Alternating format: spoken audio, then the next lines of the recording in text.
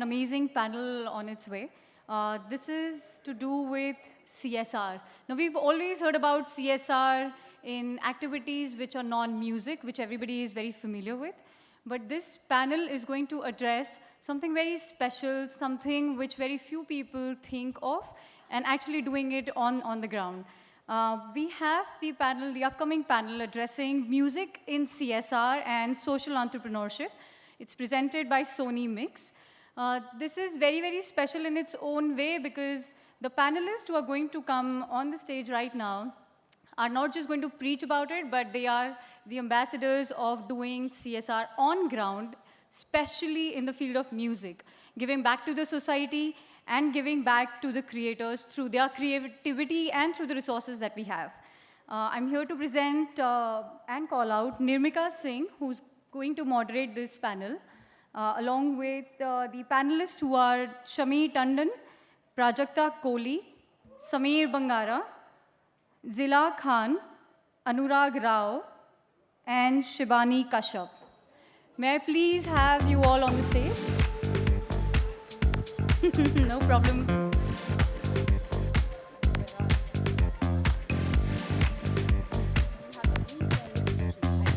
Thank you so much, Dolly. It's a great, great honor to be here, present in front of a brilliant audience, and I'd like to quickly, call upon the stage my esteemed panelists, who I'm going to introduce very soon. Can I please have on stage Zila Khan, who is a singer, music entrepreneur, actor, and the founder, very, very, very important, the founder of Array Siren, a festival dedicated to women artists and bands led by women. A big round of applause once again for Zila Khan. We also have amongst us Sameer Bangara, who is the co-founder and managing director of Kyuki. Kyuki is a creator-focused multi-platform company, and it also spearheads the Dharavi project, which is an initiative to equip socially and economically disadvantaged youth with music and dance skills. Very delighted to have you on board, Sameer. Amongst us is also Anurag Roy, who's a musician and founder CEO of Canvas Talent, as well as the director at Mard Initiative, which is Men Against Rape and Discrimination. Also the co-founder of Farhan Live and Far Out Media. I'm proud to be Telugu, by the way. She's converted me to Bengali. Anurag Rao, all right.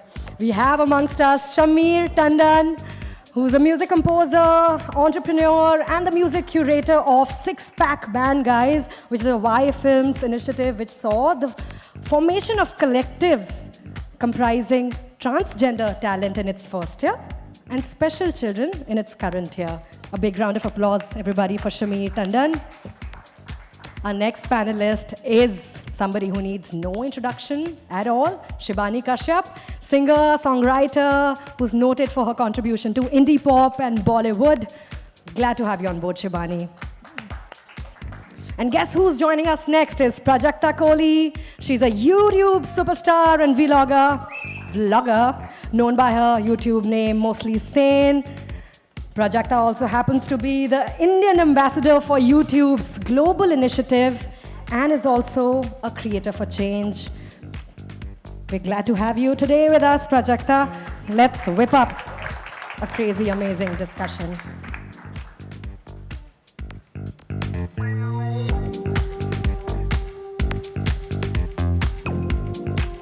Check, test. I would like to say right at the outset that it's an amazing, amazing, diverse group of people that we have today, a big bunch as well. So I'm expecting a lot of divergent views emerging, a lot of dialogue, a lot of debate. My name is Nirmika, and I'm a music journalist and a critic. I just thought it would be nice if I told you guys that, also an artist myself, so it gives me even double pleasure to be moderating this today for you guys. The topic for the panel is very interesting. It's about music in CSR, which is corporate social responsibility, as well as social entrepreneurship. Now, as much as we discuss music as a business, all of us have to also understand and not discount the fact that music has the kind of universal appeal which makes it something which can have wide-reaching impact across all social and economic sort of avenues. And today we have a great panel that is going to be contributing towards a dialogue which I think is going to be healthy, invigorating, and I'm going to quickly set out the agenda first. Since we all know about all of these people and their lovely initiatives that have shaped CSR in music for a while now, I'm going to set out with asking a very pertinent, a very generic question. Sameer, I'm going to ask you that. How can music be used as an innovative tool for not just change, social change, but also sustainable change? Right. So in the context of what, I'll stay away from what QQ does in its day-to-day life with regards to digital superstars and how we help amplify them online. But more specifically to the Dharavi project that we started this, it's been a while. It's been 4 years kind of in stealth mode. And this came out of meeting some kids from Dharavi who just, we were seeing hip-hop artists emerging from Dharavi. And I'm somewhat a misfit in this entire industry in the sense that I come from gaming and investment banking and VC. So I didn't have any sort of music background per se, but loving doing all of this in music. And then I started researching how hip-hop emerged out of, the Bronx and Queens and the 8th Mile and Detroit and stuff. And then we sort of saw the parallel between how hip-hop emerged in those areas in the US and how it's emerging out of Dharavi here. And while we tried to pitch these kids YouTube, their main problem was a place to practice. So that's how it started, by renting a room there. And Dolly, who was just hosting this session, she came on board and did the deals. And we set up a little room, internet connection and a laptop, and we said, go do something. That was how it started. There wasn't any long-term thinking, to be honest. How that emerged eventually is when we partnered with Universal Music. And we actually flew down Rahman, who's a co-founder at QQ, and said, his family was on a vacation. We actually made him go 2 days late, and he flew in. We had to keep it really quiet because we knew we'd have a stampede inside Dharavi. If any of you have been to Dharavi, you know that once you go in one way in a car, it's difficult to drive straight back out. So we kept it really stealth, and we took Rahman, Shekhar Kapoor, and Universal Music's global chairman into a session. Only invited parents, because the parents were the big block for these kids to follow their hip-hop dreams. They thought it was sort of not the right thing to be doing. And hip-hop, it's got its own sort of, some of the artists are, are quite green in their taste, if you know what I mean. And so it has a negative connotation with all that. We called the parents. Everybody broke down when they saw their kids performing in front of Rahman. And Rahman went on stage and said, I'll make music with you. Let's create the platform. And so Universal Music and us set up a trust. And that's where the sustainability element came in. We set up a trust. And now we run a school. So we've done more offline with them than online. There are about 55 kids. Dolly runs that full time. We have another resource that runs that full time. Universal puts their resources behind it. So bringing about the sustainable change is not just about social and what we do. In fact, we are very quiet about it on social media. You wouldn't have heard us sort of tom-tomming it because we think the time will come later when we can really brag about it. Not yet. But we've really set up a model where we can give the kids a real infrastructure to emerge and follow their sort of talent. One of the big opportunities was them performing today. We're trying to get them to do a little thing with Badshah if he agrees to it, but perform live will be a huge opportunity for them. But those are the kinds of things that we're doing to create this sustainable change. Well, that would be wonderful indeed. Talking about infrastructure and sustainable models, Zilla, I want to know from you that you have built a platform dedicated to women performers. First of all, can we have a big round of applause for that festival? As someone who's been observing the industry for almost a decade and somebody who, has been part of it so intrinsically, why did you feel a need for a dedicated platform for women? Exactly. Because we just saw that globally the male representation on stage was so constantly, it just overtook everything else. And there was hardly any women representation, and even if there was, you had to be a Beyonce to be a headliner. Otherwise, women headliners and headline acts were sidelined completely. And even in India, in India it's worse, because I've seen it since, not just since I've been doing music, but I've seen it since my father and forefathers have been doing music, and the representation of women on stage is embarrassingly small, and so we had to, in the sense that this shouldn't be the case that we should have to have a platform like Array Sirens, all women's festival for 2 days and with women headliners and stuff. We shouldn't have to do that because that is embarrassing too, but we have to just to balance it out for now.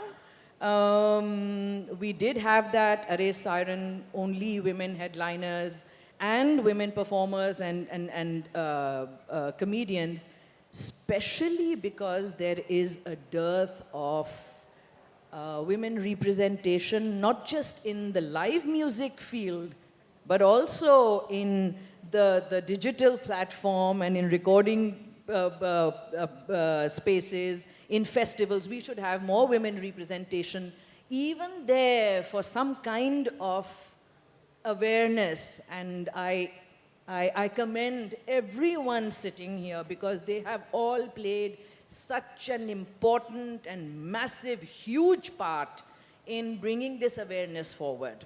Thank you all that way, all of you. And thank you to seriously. you. And, since we're talking about women performers and, people who have been sort of flag bearers in that light, Shibani, you've been doing it and you've been doing such a great job of it for all the years that you've been part of the industry. Prajakta, you as well, one of the few women, role models that we can look up to. So Shibani, tell me, how important is it for you as an artist to kind of bring out messaging in music? And you've done that beautifully. But do you feel a certain sense of responsibility to kind of be that person who is looked up to and hence involve the messaging? Thank you, Nirmika. And I just like to say that sometimes, we get so carried away by our own commercial hits and our own songs that it's very important to think beyond yourself, think beyond your own skin and do unto others, because there's so much happening around you, which is very disturbing. So that when these things started disturbing me, I said, okay, I think it's a wake-up call to myself and to others. Recently, I did a song called Wanna Be Free, which talks about our addiction to social media and gadgets. Everywhere you go to parties, people are just, glued to their gadgets and their phones. Nobody's interacting with anybody else. People are celebrating birthdays on their Facebook. Little kids are getting pressurized. Oh my God, I have only so many likes or whatever. It's only about selfies. And the alarming and worrying thing is that India reports the maximum number of selfie deaths. So all these things, when I mean, it was happening to me also. I was waking up every morning with one eye open. What is WhatsApp? What's happening today on my social media? So that I was getting away from my guitar playing, from my own music. So I felt that music is the most powerful tool to actually bring about societal changes. And I did this not just with this song, with another song which talks about anti-drunken driving. It's just a simple song which says, don't drink and drive, just stay alive. So I think music can bring about a change, and that's why I felt that let's do something which will do this. So why not? Absolutely. And talking of social media, we have a social media star right here. And Prajakta, it's really intriguing that we have, on the one hand, to decide whether we should I be... just completely missed it because the whole time Shivani was speaking, she was like, everybody's on Instagram, everyone's posting pictures. I was like, that's my job. My deal is that let's use social media responsibly and sensibly, and because it is lovely, but let's not make Well, it that damage is exactly us, my that's all. question to Prajakta. How do you kind of balance that, out? You have to kind of straddle the fence between somebody who is there to entertain a whole lot of people, but you're also somebody who is very clued in about involving messages that also have an impact. So how do you maintain that? It was a very natural process for my channel. I have a channel, by the way, it's called Mostly Sane. Like and subscribe. No? Not fans. Not fans. It's not that panel. Okay. It was a very natural sort of a process for me because I started making videos on YouTube like 3 years ago. And about, I think more than a year ago, I sort of got on a very comfortable conversation with my viewers, where my viewers would write to me, they would write me emails, they would send me DMs talking about how they were going through things in their life. And I sort of just like turned a blind eye at them the first couple of times that I was like, oh, okay, like all right, I'll talk to you, but then it didn't really hit me that I should do something about this. But then I got like, I think so many emails, like 100, 200 emails every week telling me about, you know, how body shaming is something that troubles them, how depression is something that's growing so much in amongst the young people. That's when it sort of came to my head, like I was like, hey, you know what, if they're talking to me about it, there should be a reason they are comfortable to sort of just open up to a complete stranger. You know, I've never met them. All they see of me is drawing mustaches on my face and making videos on YouTube.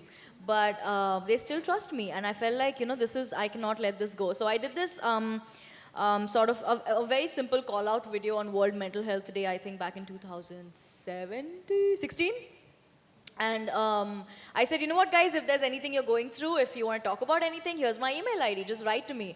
And we got like, what, 4,000 emails in the next week. And I was like, wow. And most of these emails were people going through going through problems because they were body shamed. Like, I had 9-year-old girls messaging me saying, hey, I'm suicidal because I'm fat. And I was like, how superficial have all of us gotten? That's when we thought, like, you know what, I cannot let this go. I cannot let this be my conversation. I have a platform. YouTube gives you a brilliant platform to come up to and perform and make your voice heard. That's when I took up body shaming and I made a song called Shameless. I think for me, with my audience, my communication was only to people who already knew me, but I'm very blessed that it reached out to a lot more people than we expected. For me, communication is easier. For my audience, they'll get things if it's goofy, if it's fun, you know, if they're going to groove to the music, they might just, because I cannot make comedy videos for 2 years and then come up on YouTube and say, guys, you know, you don't have to be like that, don't let someone, I cannot do that. I can't go into that phase. It has to be fun, it has to be goofy, and that's why we made a song like that, and I am so happy we made it, and it's been doing really well for us. Congratulations once again. Thank and I you. think that is the need of the hour Nimrika, to create I messages. just have a quick question. What was the male-female split in these emails that you got? So on my YouTube, we have like a 46-54. These 3,000 emails, were they mostly There were women? No. A lot of men and women. With body shaming? Yes. It's very surprising. I actually got more messages from men Wow. than I did from women. Yeah, I had boys messaging me because, you know, girls talk amongst each other with friends. Girls can communicate much easier, but a lot of times boys cannot go to their boyfriends and say, you know what, like, she was teasing me because I've got love handles, bro. That's not going to happen, you know. So they thought that it's a safer space if they just email me. And How yeah. lovely. And talking about, you know, creating newer spaces for discussion and sort of starting a dialogue. Shamir, your project, the Six Pack Band, has done it beautifully. As I mentioned before, in its first year, it created a collective called the Six Pack Band with transgender talent. And we know how amazingly, incredibly it did, you know, won the Cannes Lion Award as well. And I think that has been path-breaking. This year, you've chosen children with special abilities, you know, ranging from a spectrum of disabilities and such great talent that has come on board and created, and not just, I would say, a product, but a sort of social revolution for invisible communities. These are communities that we don't usually see in entertainment, right? You don't see disabled superstars. You don't see superstars that have, you know, autism. You don't find people with speech defects coming on stage and really rocking the crowd. And I'm getting goosebumps as I'm saying that because I've watched those videos and really felt how amazing and incredible that effort was. Tell me more about the Six Pack Band and why do you feel we need the mainstream, why films in this case, to back such projects?